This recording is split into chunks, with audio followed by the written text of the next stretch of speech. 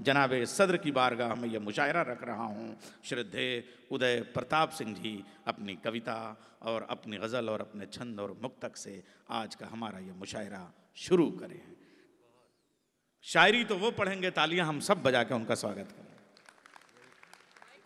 मंच पर बैठे हुए सभी हमारे आदरणीय कविगण और सुहरा साहबान, मुअज़्ज़िज़ हाज़रीन, मेरी इतनी तारीफ़ की है सलाहुद्दीन साहब ने और प्रोफेसर साहब ने कि मेरी बोलती बंद हो गई है। वैसे भी मुझे तकरीर करना आता नहीं है, लेकिन मैं कुछ कहना ये चाहता हूँ कि सलाहुद्दीन साहब, दुनिया के इतिहास में आपका नाम इसलिए और आपकी टीम का, आपके साथ जो काम कर रहे हैं कि 22 साल से हिंदुस्तान का गणतंत्र दिवस यहाँ इस खुशी के साथ और इस जोश के साथ और इस हौसले के साथ मनाया जाता है, जो हिंदुस्तान के कई लोगों के लिए एक सबक है और सीख है कि हिंदुस्तान मोहब्बत कैसे की जाती है। मेरा एक 2 लाइनें कभी मैंने लिखी थी कि चाहे जो हो धर्म तुम्हारा, चाहे जो वादी हो, नहीं जी रहे अगर देश के लिए तो अपराधी हो। वो सारे लोग अपराधी हैं जो देश अपने किसी और मतलब को देश से ऊपर रखते हैं। और तो मेरे पास लफ्ज़ नहीं है कि मैं आपकी तारीफ़ कर सकूं, बहरहाल कहना मैं था। और आपने जो तकरीर की है उसके बाद मैं एक शेर सुना दूँ अगर इजाज़त हो, एक पढ़ूँगा सिर्फ। ये है कि पुरानी कश्ती को पार लेकर फ़कत हमारा हुनर गया है। पुरानी कश्ती को पार लेकर फ़कत हमारा हुनर गया है, नए खिवैये कहीं न समझे नदी का पानी उतर गया है। और जो तकरीर की है उसके बाद मुझे हमारे मेहमान खुसूसी बैठे हैं अबू आसिम आज़मी साहब, मुझे ये एज़ाज़ हासिल है कि मैं इनके साथ MP रहा हूँ और साथ साथ हम राज्यसभा में बैठे हैं और लोकसभा में मैं था पहले, लेकिन फिर राज्यसभा में आपके साथ रहा हूँ। और अजीज़ खान साहब भी तशरीफ़ लाए हैं लखनऊ से, तो हमारे दोनों ही बड़े अजीज़ हैं। मैं इनका एहतराम करता हूँ और ये इनका हुक्म हुआ है तो मैं पूरी गज़ल पढ़े देता हूँ। ये है कि न मेरा है, इसको सुनिए। आज गणतंत्र दिवस है और गणतंत्र दिवस के दिन ये बड़ा ज़रूरी संदेश है कि न मेरा है न तेरा है, ये हिंदुस्तान सबका है। नहीं समझी गई ये बात तो नुकसान सबका है। नहीं समझी गई ये बात तो नुकसान सबका है। ये मज़हब क्या है, धर्म क्या है? मैंने अर्ज़ किया है कि हज़ारों रास्ते खोजे गए उस तक पहुँचने के, हज़ारों रास्ते खोजे गए उस तक पहुँचने के, मगर पहुँचे हुए ये कह गए भगवान सबका है। मगर पहुँचे हुए ये कह गए भगवान सबका है। हमारी जो ये तहज़ीब है, इतनी विशाल तहज़ीब, इतनी वसी तहज़ीब है कि जिसमें सारी जाने कितने नदियाँ मिली हैं तब ये सागर बना है। तो मैंने लिखा है कि जो इसमें मिल गई नदियाँ वो दिखलाई नहीं देती, जो इसमें मिल गई नदियाँ वो दिखलाई नहीं देती, महासागर बनाने में मगर एहसान सबका है। न मेरा है न तेरा है, ये हिंदुस्तान सबका है। और फिर अर्ज़ किया है कि हज़ारों नस्ल खुशबू रंग के फल फूल पौधे हैं, हज़ारों रंग खुशबू नस्ल के फल फूल पौधे हैं, मगर गुलशन की इज़्ज़त आबरू ईमान सबका है। मगर गुलशन की इज़्ज़त आबरू ईमान सबका है। और ये मैं जब लिख रहा था तो एक भूकंप आया तो एक फ़ोटो तो उसमें छपी अखबार में, तो मैंने एक शेर इसमें और जोड़ दिया कि हकीकत आदमी की खुल गई बस एक झटके में। हकीकत आदमी की खुल गई बस एक, हकीकत आदमी की खुल गई बस एक झटके में, जो लावारिस पड़ा है धूल में सामान सबका है। न मेरा है न तेरा है। अरे वाह वाह वाह वाह वाह वाह वाह, स्वागत कीजिए। ये शेर सुन लीजिए, बहुत है ज़रूरी शेर ये है कि चाहे कितना ही कोई बड़ा इंसान हो, लेकिन मोहब्बत की ज़रूरत सबको होती है, प्यास सबको होती है। मैंने शेर यूँ कहा है कि ज़रा से प्यार को खुशियों की हर झोली तरसती है, ज़रा से प्यार को खुशियों की हर झोली तरसती है, मुकद्दर अपना अपना है मगर अरमान सबका है, मुकद्दर अपना अपना है मगर अरमान सबका है, न मेरा है न तेरा। और हम लोग सियासत में रहे हैं तो सियासत के हवाले से एक शेर कह रहा हूँ, और आखिरी शेर है इस गज़ल का कि उदय झूठी कहानी है सभी राजा और रानी की, उदय झूठी कहानी है सभी राजा और रानी की, जिसे हम वक्त कहते हैं वही सुल्तान सबका है, जिसे हम वक्त कहते हैं वही सुल्तान सबका है। तो ये घमंड नहीं करना चाहिए कि हम सियासत में ये उतार चढ़ाव आते रहते हैं। लेकिन इस उतार चढ़ाव ने दो तरह के हिंदुस्तान बना दिए हैं। एक जो खुशहाल हिंदुस्तान है और एक ऐसा हिंदुस्तान है कि कुछ चंद लोग हैं वही घुमा फिरा के वही राजनीति में ऊपर हैं, बाकी जो दुखी हैं वो दुखी हैं। तो मैंने आज गणतंत्र दिवस पर मैं आपको एक संकल्प दिलाना चाहता हूँ। हम इबादत करते हैं कॉन्स्टिट्यूशन की और उसकी रक्षा के लिए हम आज संकल्प करते हैं, सब लोग हर जगह कहते हैं कि हम हमारा संविधान और उसका जो गणतंत्र दिवस है, गणतंत्र दिवस इसका नाम है, लेकिन गणतंत्र की 3 एडजेक्टिव्स हैं। हम ऐसा गणतंत्र बनाना चाहते हैं जो डेमोक्रेटिक हो, सोशलिस्टिक हो और जो सेकुलर हो। ये तीनों उसके एडजेक्टिव्स हैं गणतंत्र के, लेकिन बहुत से लोग इसको मानते नहीं हैं। तब मैंने एक कविता आज सुनाना चाहता हूँ, और ये नई कविता है, मुझे कितनी याद है कितनी नहीं, मैं सुनाना चाहता हूँ। ऐसे नहीं, ऐसे नहीं संभल कर बैठो, ऐसे नहीं जाग कर बैठो, तुम हो पहरेदार चमन के, चिंता क्या है सोने दो यद सोते हैं सरदार चमन के। चिंता क्या है सोने दो यद सोते हैं सरदार चमन के, वैसे भी ये बड़े लोग हैं अक्सर धूप चढ़े जगते हैं, और व्यवहारों से कहीं, वैसे भी ये बड़े लोग हैं अक्सर धूप चढ़े जगते हैं, वैसे भी ये बड़े लोग हैं अक्सर धूप चढ़े जगते हैं, और व्यवहारों से कहीं अधिक तस्वीरों में अच्छे लगते हैं।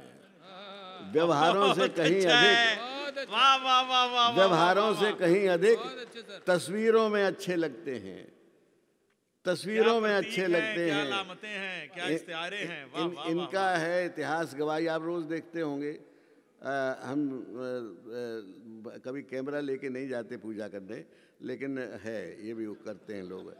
तो मैंने लिखा है, कुछ का है इतिहास, कुछ का है इनका है इतिहास गवाही, जैसे सोए वैसे जागे। इनका है इतिहास गवाही, जैसे सोए वैसे जागे, इनके स्वार्थ सचिव चलते हैं नई सुबह के रथ के आगे। ये ज़रा मिसाल में समझा, स्वार्थ सचिव कहते हैं जो सेल्फिश मोटिव्स होते हैं जो उनके, तो जरा सी तब्दीली देखी कि ये होने वाला है तो इसी पार्टी छोड़ के उसमें चले गए। अब ये फिर से सुन लीजिए कि ऐसे नहीं संभल कर बैठो, ये है हिंदुस्तान, यही रचना है, ऐसा लग रहा है आज ही रची हिंदुस्तान। ये ऐसा नहीं जाग कर बैठो, तुम हो पहरेदार चमन के, चिंता क्या है सोने दो या सोते हैं सरदार चमन के, वैसे भी ये बड़े लोग हैं अक्सर धूप चढ़े जगते हैं, व्यवहारों से कहीं अधिक तस्वीरों में अच्छे लगते हैं। इनका है इतिहास गवाही, जैसे सोए वैसे जागे, इनके स्वार्थ सचिव चलते हैं नई सुबह के रथ के आगे। माना कल तक तुम सोए थे लेकिन ये तो जाग रहे थे, फिर भी कहाँ चले जाते थे जाने सब उपकार चमन के। ऐसे नहीं जाग कर बैठो, तुम हो पहरेदार चमन को, फिर भी कहाँ चले जाते थे जाने सब उपहार चमन के, ऐसे नहीं जाग कर बैठो। और वो जो 2 हिस्से हिंदुस्तान के हुए हैं, तो मैंने लिखा है कि इनके हित और अहित अलग हैं। आप हिंदुस्तान के जो गांव के लोग जानते हैं कि गांव में कितना सहूलियत है और शहरों में कितनी है। तो मैं उन लोग जो शहर में रहते हैं उनसे भी कहता हूँ, जो ऊपर हैं उनसे भी कहता हूँ कि इनके हित और अहित अलग हैं। इन्हें चमन से क्या मतलब है? इन्हें चमन से क्या मतलब है? राम कृपा से इनके घर में जो कुछ होता है वो सब है। संघर्षों में नहीं जूझते, सात समय के बहते भर हैं, वैसे ये हैं नहीं चमन के, सिर्फ चमन में रहते भर हैं, सिर्फ चमन में रहते भर हैं। और एक फर्क है धर्म और आडंबर में, इसे समझाने की ज़रूरत नहीं है। जो धर्म का दिखावा होता है वो आडंबर कहलाता है, और धर्म जो है दया है, क्षमा है, करुणा है, प्रेम है, उपकार है, दूसरों का भला करना है, ये सब धर्म है। तो मैंने लिखा है कि इनके हित और अहित अलग हैं। इन्हें चमन से क्या मतलब है? राम कृपा से इनके घर में जो कुछ होता है वो सब है। संघर्षों में नहीं जूझते, सात समय के बहते भर हैं, वैसे ये हैं नहीं चमन के, सिर्फ चमन में रहते भर हैं। और इनका खुशबूदार पसीना रूमालों को हुआ समर्पित। क्या छोड़िए, अब एक ये यहाँ से सुन लीजिए। मैंने लिखा है, धरे हाथ पर हाथ न बैठो, कोई नया विकल्प निकालो। धरे हाथ पर हाथ न बैठो, कोई नया विकल्प निकालो। जंग लगे हौसले मांझ लो, बुझा हुआ पुरुषार्थ जगा लो। और उपवन के पत्ते पत्ते पर लिख दो युग की नई ऋचाएं, वे ही माली कहलाएंगे जो हाथों में जख्म दिखाएं।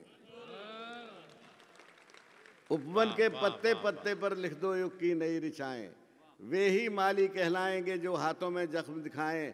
और जिनका खुशबूदार पसीना रूमालों को हुआ समर्पित, जिनका खुशबूदार पसीना रूमालों को हुआ समर्पित, उनको क्या अधिकार के पाएं वे महंगे सत्कार चमन के। ऐसे नहीं जाग कर बैठो तुम हो पहरेदार चमन के। बहुत अच्छे, वाह वाह वाह। और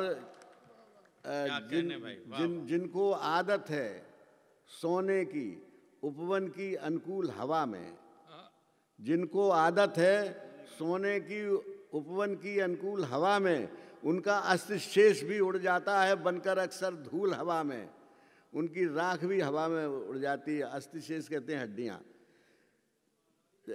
ये है कि जिनको आदत है सोने की उपवन की अनुकूल हवा में, उनका अस्त्र शेष भी उड़ जाता है बनकर अक्सर धूल हवा में। लेकिन जो संघर्षों का सुख सिरहाने रखकर सोते हैं, लेकिन जो संघर्षों का सुख सिरहाने रखकर सोते हैं, युग के अंगड़ाई लेने पर वही पैगंबर होते हैं। युग के अंगड़ाई लेने पर वे ही पैगंबर होते हैं जो अपने को बीज बनाकर मिट्टी में मिलना सीखे हैं। सदियों तक उनके सांचे में ढलते हैं व्यवहार चमन के। ऐसे नहीं जाग कर बैठो तुम हो पहरेदार चमन के। और ये जो गणतंत्र दिवस और ये संविधान और ये इन सब की रक्षा करनी पड़ती है, आज़ादी, इनके लिए कुर्बानियाँ देनी पड़ती हैं, ये अपने आप नहीं आती हैं। तो मैंने लिखा है कि सूरज को क्या पड़ी, सूरज को क्या, आखिरी बंद, सूरज को क्या पड़ी भला जो दस्तक देकर तुम्हें पुकारे। सूरज को क्या पड़ी भला जो दस्तक देकर तुम्हें पुकारे। गर्ज पड़े तो खोलो अपने बंद के बाड़े, गर्ज पड़े 100 बार तुम्हारी खोलो अपने बंद के बाड़े। नई रोशनी गले लगाओ, आदर सहित कहीं बैठाओ। ठिठुरी उदासीनता ओढ़े सोया वातावरण जगाओ। हों चैतन्य ऊँघती आँखें, फिर कुछ बातें करो काम की। कैसे कौन चुका सकता है, कैसे कौन चुका सकता है, कितने कब उपकार चमन के। ऐसे नहीं जाग कर बैठो, ये चैतन्य शब्द का होता है बाहोश।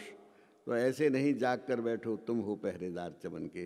ये मैंने एक बहुत अच्छी कविता। और एक आखिरी स्वागत हो, स्वागत। इजाज़त तो गज़ल के 2-3 शेर जिससे कि आप जरा तालियों से आप लोग जनाब सदर की इस गज़ल का इस्तेमाल करें।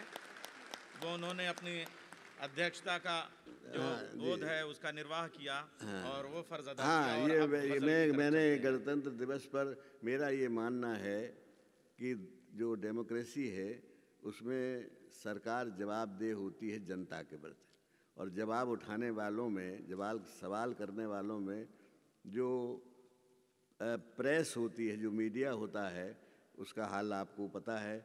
आपको जो शायर भी होता है वो जन्मजात नुमाइंदा होता है जनता का, वो जनता की बात उठाता है, इसलिए वो बात की। अब ये गज़ल के 2-3 शेर सुन लीजिए। ख्वाहिशों का सिलसिला बेशक बढ़ा ले जाएगा। ख्वाहिशों का सिलसिला बेशक बढ़ा ले जाएगा। सोचता हूँ आदमी दुनिया से क्या ले जाएगा। वाह वाह वाह। सोचता हूँ आदमी दुनिया से क्या ले जाएगा। दोस्तों मुझसे न पूछो मेरी मंजिल का पता। दोस्तों मुझसे न पूछो मेरी मंजिल का पता। मेरी मंजिल तक मुझे खुद रास्ता ले जाएगा। मेरी मंजिल तक मुझे खुद रास्ता ले जाएगा। ख्वाहिशों का सिलसिला बेशक बढ़ा ले जाएगा। और ये शेर सुन लीजिए कि हम फ़कीरों को न कुछ भी चाहिए पर देखना। हम फ़कीरों को न कुछ भी चाहिए पर देखना। कल अमीरे शहर भी हमसे दुआ ले जाएगा। वाह वाह वाह। कल अमीरे शहर भी हमसे दुआ ले जाएगा। और शेर सुन लीजिए, शायद पसंद आए और आप चाहते हैं कि इसको सोचिए ज़रूर। तुम किसी की खामियों का क्यों लगाते हो हिसाब। तुम किसी की खामियों का क्यों लगाते हो हिसाब। वो भी अपनी करनी का अच्छा बुरा ले जाएगा। वो भी अपनी करनी का अच्छा बुरा ले जाएगा। और हर अमावस को जो दिवाली मनाई जाती है वो अमावस के दिन इसलिए मनाई जाती है कि वो सबसे अंधेरी रात होती है। लेकिन जब मिल के दिए जलाए जाते हैं तो वो उजाली हो जाती है, सबसे उजेली रात हो जाती है। मैंने लिखा हर अमावस को दिवाली में बदल सकता है वो। सलाउद्दीन साहब की आपकी खिदमत में शेर पेश करता हूँ या आपके लिए। हर अमावस को दिवाली में बदल सकता है वो। एक से जो दूसरा दीपक जला ले जाएगा। वाह वाह। एक से जो दूसरा दीपक जला ले जाएगा। ख्वाहिशों का सिलसिला बेशक बढ़ा ले जाएगा। और इसमें एक शेर सुन लीजिए कि सच को जीने के लिए जो मरने को तैयार है। सच को जीने के लिए सच याद रखना ये कि सच को जीने के लिए जो मरने को तैयार है। वक्त ऐसे आदमी को करबला ले जाएगा। वाह वाह वाह वाह। सच को जीने के लिए जो मरने को तैयार है। वक्त ऐसे आदमी को करबला ले जाएगा। ख्वाहिशों का सिलसिला बेशक बढ़ा ले जाएगा। 1400 साल की तारीफ को 2 मिसरों में पेश किया दादाजी आपने। बहुत उम्दा। वाह वाह वाह। एक मेरे दोस्त हुआ करते थे, कहते थे तुम गज़ल लिखते हो लेकिन एक भी तगज़ुल किसी गज़ल में नहीं होता। हमने कि बड़ा आसान काम है, हम किए देते हैं। तो फिर मैंने एक शेर लिख दिया। भोला भाला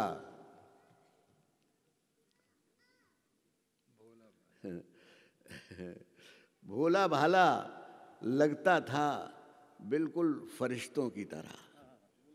भोला भाला लगता था बिल्कुल फरिश्तों की तरह।